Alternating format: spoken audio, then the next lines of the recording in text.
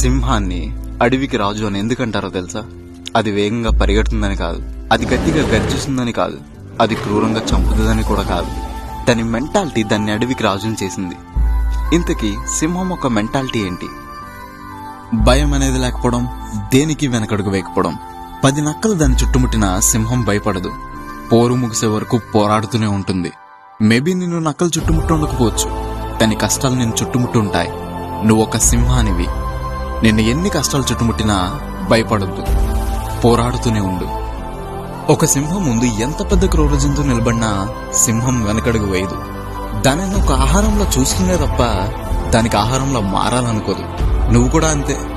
నీ ముందు ఎంత పెద్ద సమస్య నిలబడినా దానిని నీ గుప్పెట్లో పెట్టుకోలే తప్ప దాని గుప్పెట్లో నువ్వు వెళ్ళకూడదు. సింహం తన ప్రత్యర్థి అంతు తేల్చే వరకు నిద్రపోదు. మరి నిన్ను తక్కువగా చూసిన వాళ్ళంతూ నువ్వు తేలుస్తావా లేదా?